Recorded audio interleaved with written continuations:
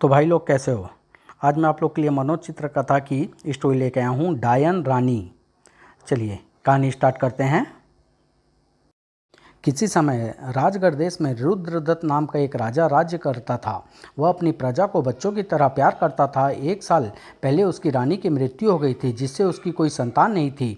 दरबारियों व मंत्रियों ने उसे दूसरी शादी करने के लिए बहुत जोर दिया, लेकिन रानी से उसे इतना प्रेम था कि उसने दूसरी शादी करने से साफ इनकार कर दिया। एक रात राजा रुद्रदत्त प्रजा का हालचाल जानने के लिए छद्म वेश में घोड़े पर सवार हो महल से बाहर निकला।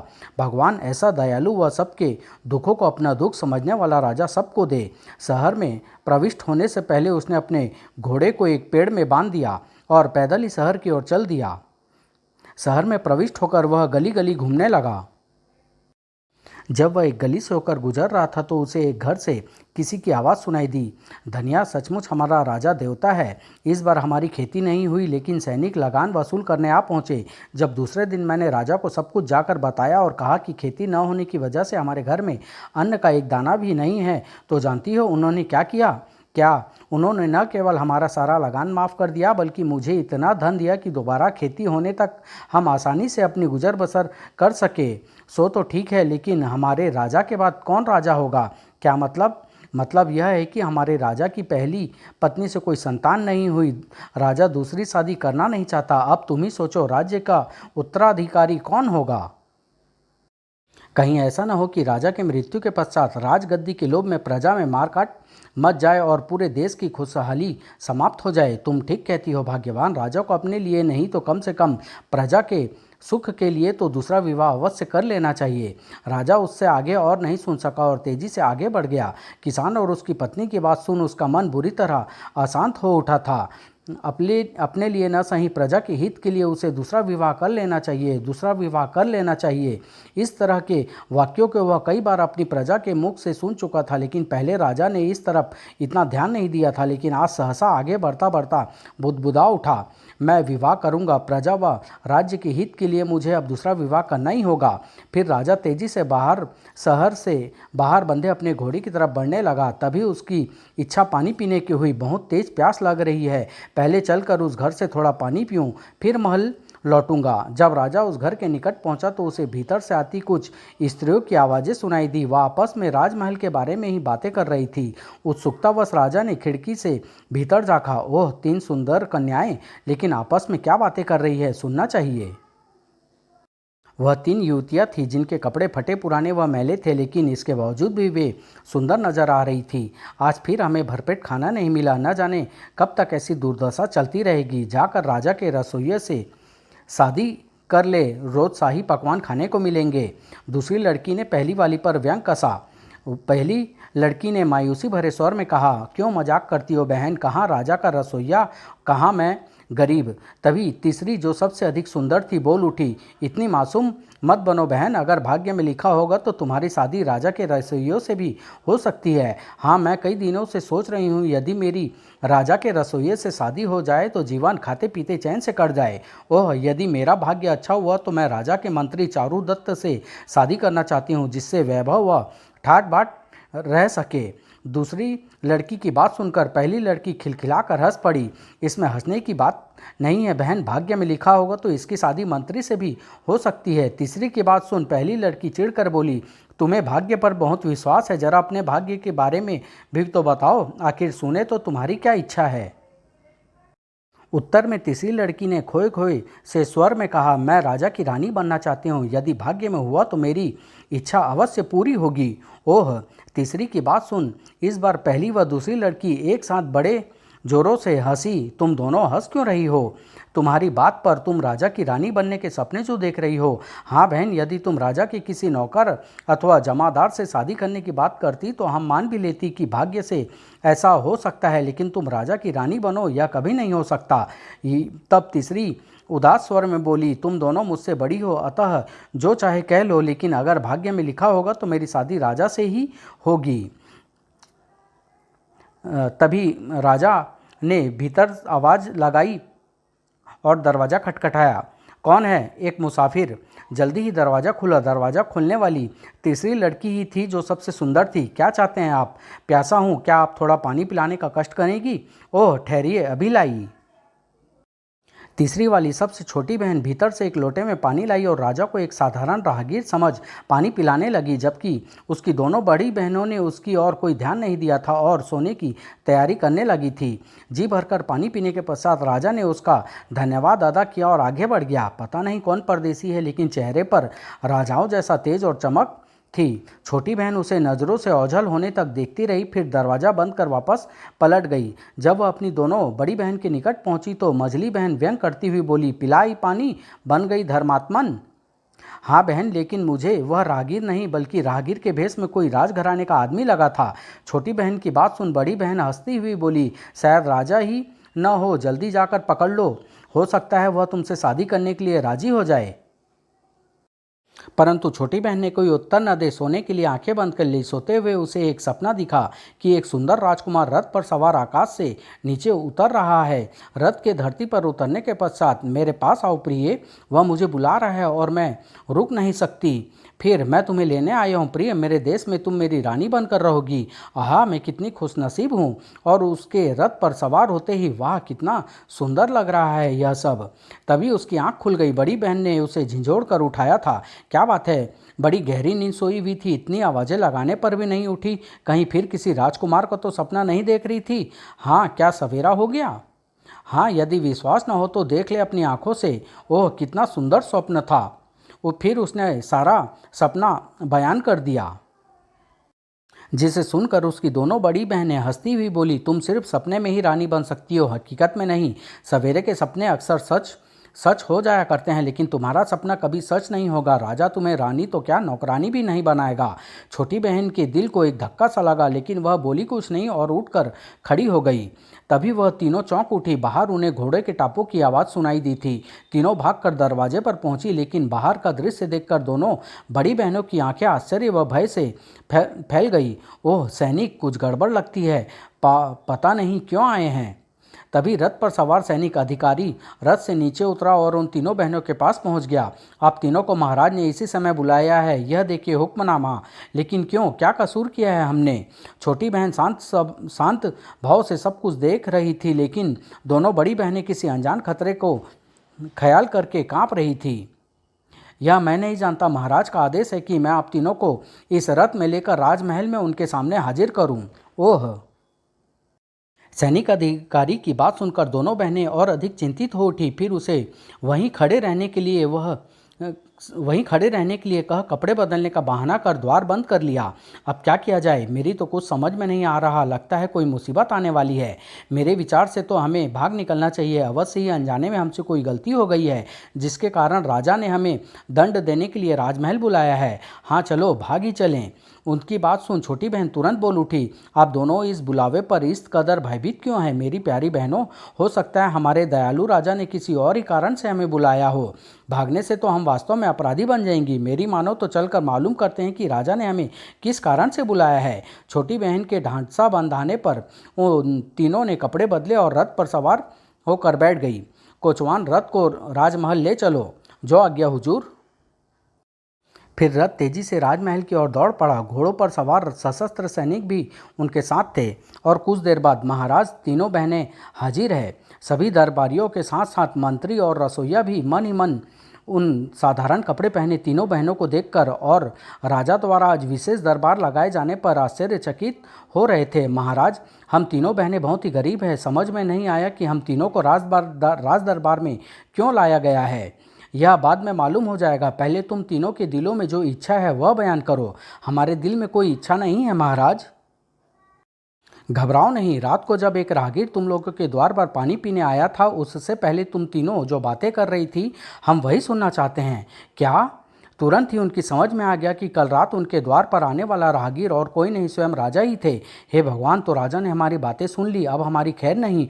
ओह, तो मेरा विचार ठीक ही निकला, वह राहगीर महाराज ही थे। जरूर हमें अब मृत्यु दंड मिलेगा। परंतु राजा और मंत्री के समझाने पर सर्वप्रथम बड़ी बहन ही थूक निकलती हुई भयभीत स्वर में बोली, महाराज मेरी इच्छा है कि मेरी शादी राजघराने के रसोइये शिवदास से हो जाए, जिससे मैं अच्छे अच्छे पकवान रोज भरपेट खा सकूं। क्या?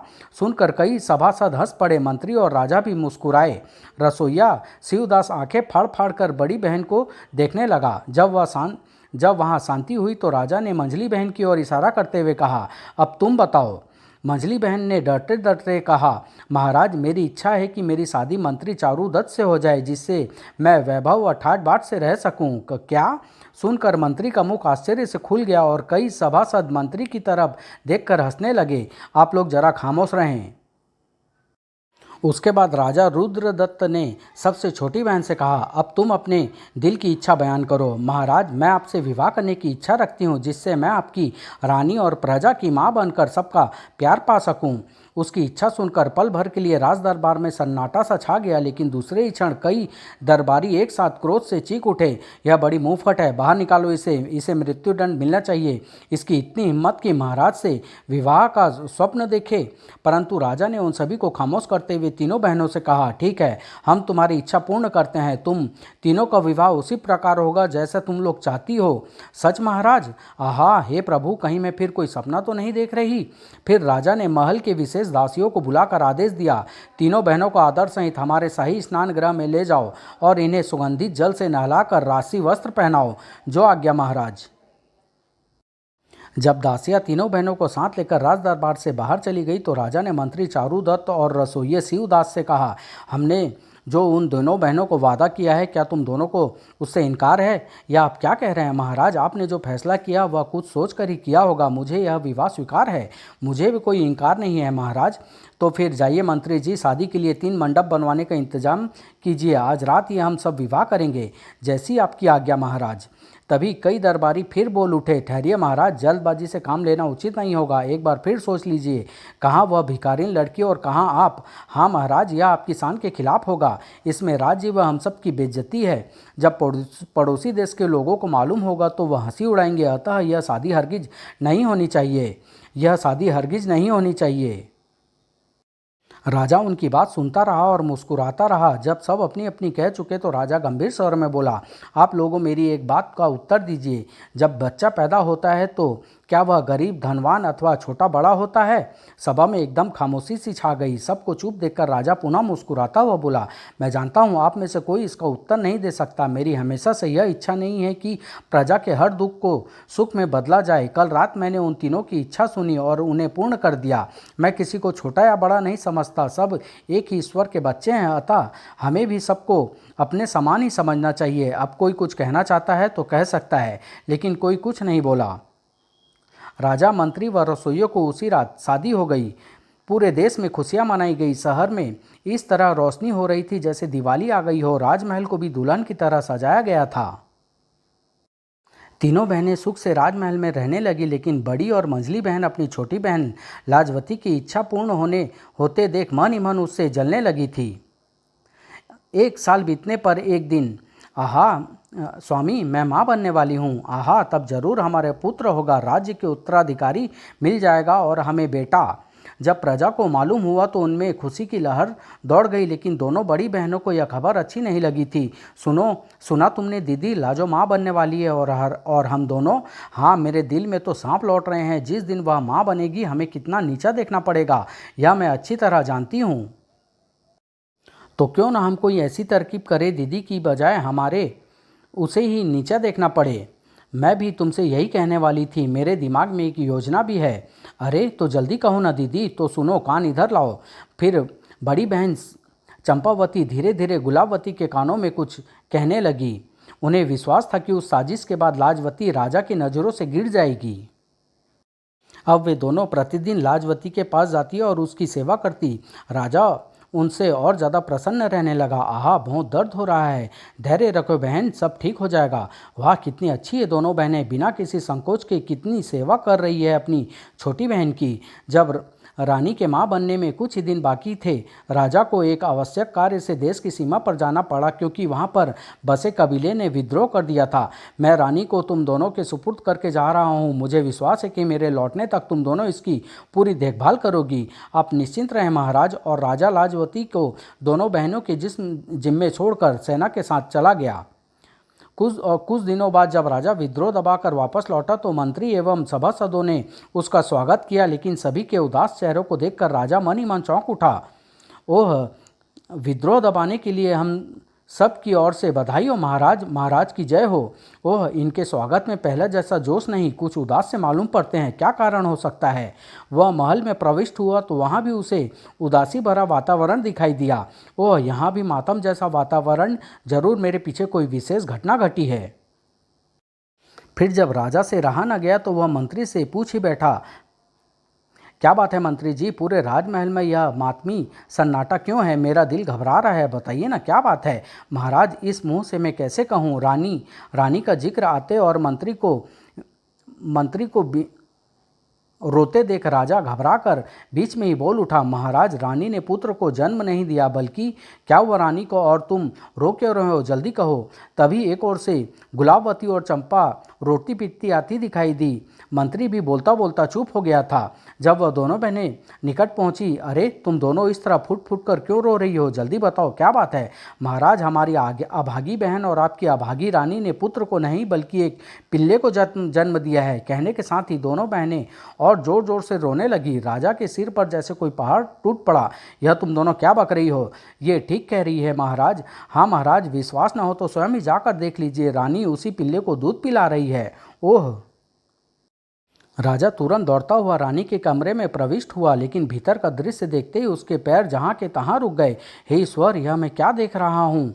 जब रानी की दृष्टि राजा पर पड़ी तो वह फुट फुट कर रोती हुई बोली, महाराज, मैं आपका स्वप्न पूरा नहीं कर सकी। मैं आपको राज्य का उत्तराधिकारी नहीं दे सकी। मैं अभागिन हूँ महाराज, मुझे मौत की सजा दीजिए। राजा निकट पहुँचकर उसके सिर पर हाथ फेरता हुआ उदास स्वर में बोला, नहीं रानी, जो हमारे भाग्य में लिखा था वही हमें मिला। इसमें तुम्हारा क्या कसूर? तुमने कुत्ते के बच्चों को जन्म दिया, यह भी भगवान का ही कोई माया होगी। चुप हो जाओ प्रिय, अब रोने से क्या फायदा? फिर थके थके कदमों से राजा अपने कमरे में पहुंचा और भगवान शंकर की मूर्ति के सामने फूट फूट कर रो पड़ा, भगवान, मुझे किन पापों की सजा दे रहे हो? मैंने तो तुमसे पुत्र मांगा था, अपने राज्य का उत्तराधिकारी, लेकिन तुमने। दिन बीतते चले गए और एक दिन, बधाई हो महाराज, रानी फिर माँ बनने वाली है। क्या सच? महाराज, इस बार आपके यहाँ अवश्य राजकुमार ही जन्म लेगा। रानी के माँ बनने की खबर पाकर राजा हर्षित होकर अपने गले से कीमती हार और अंगूठी निकालकर उन दोनों की ओर बढ़ाता हुआ बोला, यदि तुम्हारी बात सच निकली तो मैं तुम्हें सोने से लाद दूंगा। शुभ सूचना देने का यह इनाम संभालो। हमारे महाराज हमेशा प्रसन्न रहे। महाराज की लंबी उम्र हो। फिर राजा रानी के कमरे में पहुंचा। प्रिय, जो खबर मुझे मिली, क्या वह सच है? हाँ महाराज। ओह, भगवान का शुक्र है उसने हमारी सुन ली। प्रभु, इस बार पुत्र ही देना। समय बीतता गया। दोनों बड़ी बहनें लाजवती की सेवा शुश्रूषा करती रही, लेकिन जिन दिनों रानी माँ बनने वाली थी, विंद डालने की क्षमा करें महाराज, मंत्री जी आपसे मिलना चाहते हैं। वह उन्हें कहो, मैं अभी आता हूँ। कुछ देर बाद राजा उस कमरे में पहुंचा जहां मंत्री चारुदत्त उनका इंतजार कर रहा था। महाराज, बड़े दुख के साथ कहना पड़ रहा है कि उत्तर में भारी अकाल पड़ा है और प्रजा में त्राही त्राही मची हुई है। क्या? हे ईश्वर, यह तूने क्या किया? सुनकर दयालु राजा का हृदय रो उठा। मंत्री जी, हमारी यात्रा की तैयारी कीजिए। हम स्वयं वहां का दौरा करेंगे और उनकी जो सहायता हो सकेगी करेंगे, जैसी आपकी आज्ञा महाराज। और अगले दिन वह कुछ सैनिकों के साथ अनाज और पानी आदि लेकर अकालग्रस्त क्षेत्र की ओर चल पड़ा। फिर राजा के महल में वापस लौटने पर, आखिर तुम सब चुप क्यों हो? बोलते क्यों नहीं? क्या बात है? यह रोना धोना क्यों हो रहा है? तब दोनों बड़ी बहनों ने रोते हुए कहा, क्या कहें महाराज, हमारी अभागी बहन ने इस बार भी पुत्र को जन्म न देकर एक बिल्ली के बच्चों को जन्म दिया। सुनकर राजा को चक्कर सा आ गया। क्या कहा? बिल्ली के बच्चे को? नहीं नहीं, ऐसा नहीं हो सकता। वह तुरंत भागा भागा रानी के कमरे में पहुंचा। हे ईश्वर, मुझे यह कोई स्त्री नहीं बल्कि डायन मालूम पड़ती है। अगले ही पल राजा ने म्यान से तलवार खींच ली और रानी रोती बिलखती राजा के चरणों पर गिर पड़ी। हाथ मत रोकिए महाराज, तुम मुझ अभागिन की सजा मौत ही है। मैं आपको फिर खुशियाँ नहीं दे सकी। मार डालिए मुझ डायन को। हे प्रभु, यह तूने मुझे किस धर्म संकट में डाल दिया? रानी का हृदयग्राही रुदन से राजा का हृदय द्रवित हो उठा। वह रानी को मार नहीं सका और चुपचाप तलवार म्यान में रखकर वापस लौट पड़ा। स्वामी स्वामी आह। अपने कमरे में पहुंचकर वह फिर भगवान शंकर की मूर्ति के सामने आंसू बहाने लगा। भगवान, मैंने तुमसे पुत्र मांगा था, लेकिन तुमने फिर मुझे जानवर का बच्चा दिया। आखिर तुम मुझे किन पापों की सजा दे रहे हो? मैं कब से तुम्हारी पूजा कर रहा हूँ, क्या उसका यही फल फल है? बोलो भगवान, बोलो।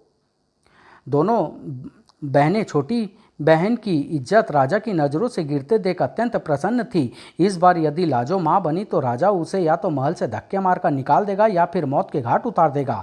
जानती हूँ बहन, और उसके बाद सब हमारी इज्जत करने लगेंगे। वास्तव में बहन, तुम्हारी योजना बहुत अच्छी रही। लगभग 2 साल बाद बधाई हो महाराज, रानी फिर माँ बनने वाली है। जब वह इंसान के बच्चे को जन्म दे तब मुझे सूचित करना। महाराज, इस बार मेरी बहन अवश्य राजकुमार को जन्म देगी और आपको इस बार अवश्य राज्य का उत्तराधिकारी मिलेगा। मैं उस दिन का बड़ी बेसब्री से इंतजार करूंगा। तभी मंझली बहन गुलाबवती हिचकिचाते स्वर में बोल उठी, लेकिन महाराज मान लीजिए इस बार भी लाजवती ने किसी जानवर के बच्चे को ही जन्म दिया तो? राजा की आंखें एकाएक क्रोध से लाल हो उठी। तो मैं लाजवती के बाल कटवा और उसका मुंह काला कर पिंजरे में बंद करके बीच चौक में लटकवा दूंगा, ताकि लोग उसे देखें और उस पर थूकें। वह औरत नहीं डायन होती है जो जानवरों के बच्चे को जन्म देती है। आप ठीक कहते हैं महाराज। यदि इस बार भी हमारी अभागी बहन ने जानवर के बच्चे को ही जन्म दिया तो उसके लिए यही सजा उचित रहेगी। फिर वह दिन भी आ गया जब रानी ने बच्चे को जन्म देना था। इस बार दोनों बड़ी बहनें चिंतित थी, क्योंकि इस बार राजा महल में ही मौजूद था और उसे दाई का इंतजाम भी किया हुआ था। अब क्या होगा? अगर इस बार हम बच्चा बदल न सकी तो हमारी अब तक की सारी मेहनत बेकार हो जाएगी। ऐसा नहीं होगा, हम दाई को अपने साथ मिलाने की कोशिश करेंगी। हाँ, दाई को साथ मिलाए बिना अब हमारा काम नहीं चलेगा। तो चलो इसी समय दाई के पास चलते हैं। फिर दोनों रानी के निकट वाले कमरे में रह रही दाई से मिलने चल पड़ी। उन दोनों को देख दाई आश्चर्यचकित हो उठी। दाई, हम तुम्हारे पास एक खास काम से आए हैं। कैसा खास काम? मझली बहन ने झट अपने गले से कीमती हार उतार कर उसे दिखाते हुए कहा, तुम्हें हमारा एक काम करना होगा। उसके बदले तुम्हें यह हीरो का हार मिलेगा। बोलो, क्या विचार है तुम्हारा? ओह, हीरो का हार! उस हीरो के हार को देखकर दाई के मुंह में पानी भर आया। मैं हर तरह का काम करने के लिए तैयार हूँ। कहो, कैसा काम करना है? शाबाश, तो लो यह हार संभालो, लेकिन ध्यान रहे जो कुछ हम बताएं उसकी किसी को कानो कान खबर नहीं होनी चाहिए। दाई ने झट गुलाबवती के हाथों से हार ले लिया। फिर उस उत्सुक स्वर में बोली, लेकिन करना क्या होगा?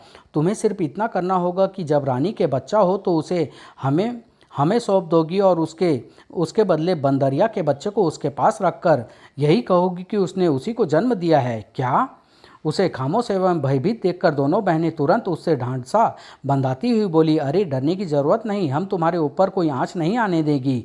हारी किसी को भी इसका हवा तक नहीं लगने पाएगी और तुम्हें हीरे जड़े 2 बूंदे और मिल जाएंगे। ओह, हीरे जड़े 2 बूंदे! हीरो की बूंदों की बात सुनकर दाई की आंखों में फिर लालच उभर आया और सारा भय जाता रहा। ठीक है, आप लोगों का काम हो जाएगा, लेकिन काम पूरा होते ही मुझे हीरे के बूंदे जरूर मिल जाने चाहिए। शाबाश, जरूर मिल जाएंगे, लेकिन काम होशियारी से होना चाहिए, वरना तुम्हारे साथ साथ हम भी मारी जाएंगी। 4 दिन बाद रात के 12 बजे रानी ने एक सुंदर कन्या को जन्म दिया। कन्या को जन्म देने के साथ ही रानी बेहोश हो गई, इसलिए उसे कुछ नहीं मालूम हो सका और राजा भी दूसरे कमरे में गहरी नींद सोया हुआ था। कन्या है, लेकिन वायदे के मुताबिक उन दोनों के पास पहुंचानी ही होगी, वरना बूंदे आहा कैसे मिलेंगे। बच्ची को आंचल में लपेट दाई पहरेदारों की निगाह से छुपती छुपाती उस स्थान पर पहुंची जहां दोनों बहनें ने उससे मिलने के लिए कहा था। लो, इसे संभालो, कन्या है, मैंने इसे ऐसी दवा खिला दी है कि 4 घंटे तक सोती रहेगी। तुम इसे आसानी से राजमहल से बाहर ले जा सकोगी। शाबाश। चंपा ने बच्ची को संभाला और गुलाबवती दाई को कि बंदरिया का बच्चा थमाने के पश्चात हीरे के 2 बूंदे देती हुई बोली, इस बंदरिया के बच्चे को रानी की बाहों में दे देना और इनाम में यह लो हीरे के 2 बूंदे। ऐसा ही होगा, तुम बिल्कुल भी चिंता मत करो। दाई के जाने के पश्चात दोनों ने बच्चों को पहले से ही वहां पर लाकर रखे टोकरे में लिटाया और फिर टोकरी के सिर पर लाद कर राजमहल के गुप्त मार्ग से बाहर की ओर जाने लगी। बाहर आकर दोनों तेजी से निकट ही मौजूद एक नदी की ओर बढ़ने लगी। शुक्र है इस बार भी किसी की दृष्टि हम पर नहीं पड़ी, लेकिन जल्दी चलो। शीघ्र ही वे नदी किनारे जा पहुंची। नदी का पानी तीव्र वेग से बह रहा था। उन्होंने टोकरी को नदी में बहा दिया। पानी का भीषण वेग टोकरी को एक और बहा कर ले जाने लगा। जल्दी ही पानी का तेज बहाव इसे यहाँ से मीलों दूर पहुँचा देगा। हाँ, चलो अब लौट चलें। और दोनों तेज कदम उठाती हुई पुनः राजमहल की ओर चल पड़ी। आज हमारी योजना पूर्ण हुई। दोनों राजकुमारों की तरह हमने राजा की तीसरी संतान राजकुमारी को भी नदी में बहा दिया। अब राजा लाजवती को जरूर दंड देगा और हमारे दिल में वर्षों से जल रही आग उसी के साथ ठंड हो जाएगी। हाँ बहन, अब कल आएगा मज़ा। कल लाजवती का सारा घमंड चूर चूर हो जाएगा। फिर दोनों गुप्त मार्ग से ही होकर राजमहल में पहुंच गई। और अब तुम अपने कमरे में जाओ और मैं अपने कमरे में। ठीक है, अब सुबह देखेंगे तमाशा। दोनों अपने अपने कमरों में जाकर चुपचाप सो गई। इस घटना की किसी को भी खबर नहीं होने पाई थी। सवेरे यह बात आग की तरह सारे महल में फैल गई कि रानी ने फिर एक बंदर के बच्चे को जन्म दिया। रानी ने इस बार बंदर के बच्चे को जन्म दिया है। क्या बंदर के बच्चे को? सारे महल में मातम छा गया। बंदर का बच्चा, उफ, हे ईश्वर, अब क्या होगा? बेचारी रानी, अब राजा उसे दंड दिए बिना नहीं छोड़ेंगे। ईश्वर रानी की रक्षा करे। जब राजा को यह खबर मिली तो वह क्रोध से कांप उठा। उसने तुरंत मंत्री को बुला भेजा। मंत्री जी, हम ऐसी औरत को राजमहल में नहीं देखना चाहते जो जानवरों के बच्चों को जन्म दे। आप तुरंत उसके बाल काटकर उसका मुंह काला करके एक पिंजरे में बंद कर चौक पर लटकवा दीजिए ताकि आते जाते लोग उसे देखें और उस पर थूकें। महाराज, यह आप कैसा आदेश दे रहे हैं? रानी आखिर रानी होती है। वह हमारी रानी है, सारी प्रजा की रानी है। उनके साथ इस तरह का अपमानजनक व्यवहार आपको शोभा नहीं देता। राजा क्रोध से और बिफर उठा। हम कुछ नहीं सुनना चाहते मंत्री जी, जैसा हमारा आदेश है वैसा ही कीजिए। अब आप जा सकते हैं। मंत्री ने बहुत समझाने की कोशिश की लेकिन राजा का क्रोध ठंडा नहीं हुआ। मजबूरन मंत्री को वैसा ही करना पड़ा जैसा राजा का आदेश था। रानी लाजवती के बाल काट दिए गए। फिर उसके चेहरे पर कालिक पोतकर पिंजरे में बंद करके शहर के चौक पर टांग दिया गया। सारी प्रजा को जब यह मालूम हुआ कि यह वही डायन रानी है जो जानवरों को जन्म देती है तो वे उसे गालियां देते हुए उस पर थूकते हुए आगे बढ़ जाते। यह चुड़ैल है, कोई स्त्री नहीं। थूको इस पर। हमारे राजा को दुखों के सिवा इसने कुछ नहीं दिया। हाँ हाँ, थूको इस पर। अरे, इससे तो इसकी दोनों बांझ बहनें ही अच्छी है। रानी लाजवती ने उफ तक नहीं की। वह सारे अत्याचार खामोशी से सहती रही, यह सोचकर कि शायद उसके भाग्य में विधाता ने यही सब कुछ लिखा था। वह चुपचाप आंसू बहाती रही। स्त्री नाम पर कलंक है यह औरत। पत्थर मार मार कर मार डालो। लेकिन महल के सबसे ऊंचे बुर्ज पर खड़ी चौक पर अपनी बहन का अपमान होते देख दोनों बहनें गुलाबो और चंपा बहुत खुश थी। देख रही हो बहन, लाजो का हाल। बेचारी भूल से रानी बन बैठी थी। उनकी साजिश आखिरकार सफल हो ही गई थी। अच्छा हुआ हम दोनों ने रानी बनने का ख्वाब नहीं देखा चंपा बहन। राजगढ़ से बहुत दूर एक गांव में सुखदास नाम का एक गरीब माली रहा करता था। वह रोज उठकर नदी में स्नान करने जाया करता था। उस दिन भी जब वह नदी में स्नान करने पहुंचा, अरे, फिर वैसी ही टोकरी और उसमें से किसी बच्चे के रोने की आवाज़। दूसरे ही क्षण माली ने नदी में छलांग लगा दी। अरे कन्या, हे ईश्वर, आज फिर तूने हमारी सुन ली। पहले इसी तरह तूने 2 लड़के दिए और आज लड़की। फिर बच्ची को ले वह किनारे की ओर तैरने लगा। आज से 4 साल पहले इसी प्रकार नदी में तैरती टोकरी से मुझे पहला लड़का मिला था और उसके 1 साल बाद ही दूसरा लड़का, और आज यह कन्या। ओह, कितनी विचित्र माया है ईश्वर की। किनारे पर पहुंचने के बाद वह घर की ओर चल पड़ा। मेरे खुद के एक भी औलाद नहीं, लेकिन ईश्वर की कृपा से तीसरी संतान भी मिल गई। जब राधा देखेगी तो कितनी खुश होगी। जब वह घर पहुंचा, बापू बापू, हमारे लिए क्या लाए? मेरे बच्चों, तुम्हारे खेलने के लिए आज मैं एक सुंदर सी गुड़िया लाया हूँ। वे दोनों बच्चे वही थे जो उसे नदी में बहते टोकरी में मिले थे। माली ने उनमें से बड़े का नाम जय और छोटे का नाम विजय रखा था। फिर वह घर में प्रविष्ट हो और जोर से चिल्लाया, अरे जय विजय की माँ, कहाँ हो तुम? हमें दिखाओ ना बापू, अभी आई। कुछ ही क्षणों बाद मालिन रसोई से दौड़ी दौड़ी वहाँ आई। क्या बात है, क्यों चिल्ला रहे हो? अरे, यह तुम्हारी गोद में क्या है? माँ देखो, बापू हमारे लिए क्या लाए हैं। आहा बिटिया, कहाँ से लाए? किसकी है यह? क्या वास्तव में छोटी बहन यानी लाजवती के भाग्य में भगवान ने वही लिखा था जो उसके साथ बीता? रानी के बच्चों का क्या हुआ? क्या माली सुखदास उन्हें उनके माता पिता तक पहुंचाने में सफल हो सका? क्या दोनों दुष्ट बहनों के कुकर्मों का राजा को पता चल सका? छोटी बहन को अपनी दोनों बहनों के द्वारा और क्या क्या कष्ट उठाने पड़े, ये सब जानने के लिए नेक्स्ट भाग का इंतजार कीजिए बोलती मैना में। समाप्त।